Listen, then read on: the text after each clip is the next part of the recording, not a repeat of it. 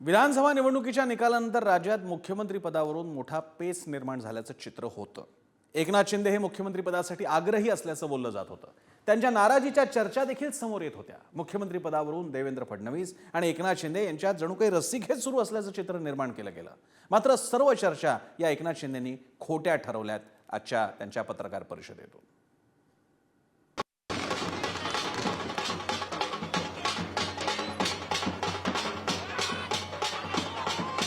भारतीय जनता पक्ष वरिष्ठ नेतृत्व जो निर्णय घेतील त्याला पूर्णपणे शिवसेनेचं समर्थन आहे। गेल्या 5 दिवसांपासून मुख्यमंत्री पदावरून महायुतीमध्ये अडलेलं घोडं अखेर मोकळं झालंय।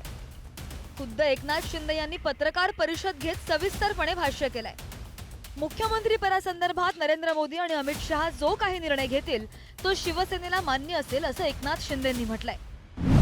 त्यामुळे देवेंद्र फडणवीसांचा मार्ग मोकळा झाल्याचं बोललं जात आहे।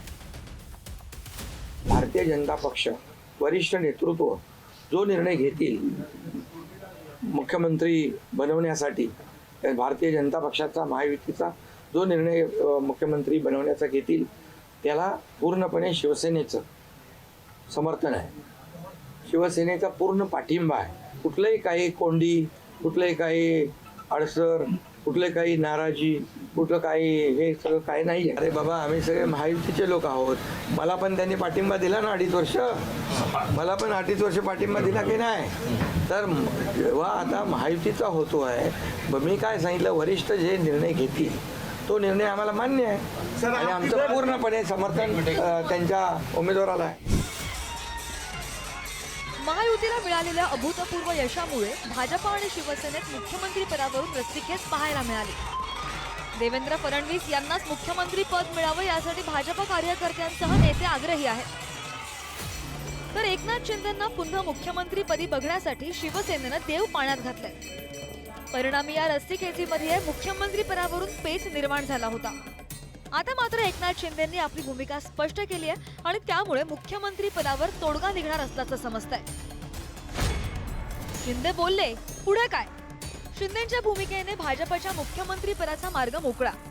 देवेंद्र फडणवीस आज 27 नोव्हेंबरला नागपूरहून दिल्लीला जाणार। एकनाथ शिंदे आणि अजित पवार उद्या 28 नोव्हेंबरला दिल्लीमध्ये जाणार। उद्या दिल्लीत महायुतीची बैठक होणार।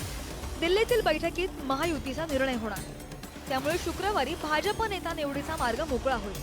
मुख्यमंत्री पदासाठी देवेंद्र फडणवीस यांचं नाव जवळजवळ निश्चित झालंय। 2 डिसेंबर रोजी नव्या सरकारचा शपथविधी होण्याची शक्यता। माननीय शिंदे साहेब असतील, मी असेल किंवा अजितदादा असतील, आमच्या महायुतीत कुठलेही मतभेद नाही। आम्ही निवडणुकीच्या पूर्वी देखील सांगितलं होतं की सगळे निर्णय सोबत बसून होतील। आमचे श्रेष्ठी आहेत, ते आमच्यासोबत बसून सगळे निर्णय घेतील, त्याप्रमाणेच सगळे निर्णय होणार आहेत। त्यामुळे मला असं वाटतं की कोणाच्या मनात जर काही किंतु परंतु असेल तर आज माननीय एकनाथराव शिंदे साहेबांनी तो देखील दूर केलेला आहे। या सगळ्या संदर्भातली चर्चा होऊन अतिशय खेळीमेळीच्या वातावरणामध्ये महायुतीचं सरकार, त्या सरकारमध्ये मुख्यमंत्री, 2 उपमुख्यमंत्री आणि मंत्रिमंडळ अशा उद्याच्या सगळ्या चर्चेच्या नंतर त्याला अंतिम स्वरूप येईल। एकनाथ शिंदेंच्या भूमिकेनंतर देवेंद्र फडणवीसांच्या मुख्यमंत्री पदाचा मार्ग सुकर झाल्याचं बोललं जात आहे। त्यामुळे राज्यभरातील भाजपा कार्यकर्त्यांसह नेत्यांमध्ये आनंदाला उधाण आलंय।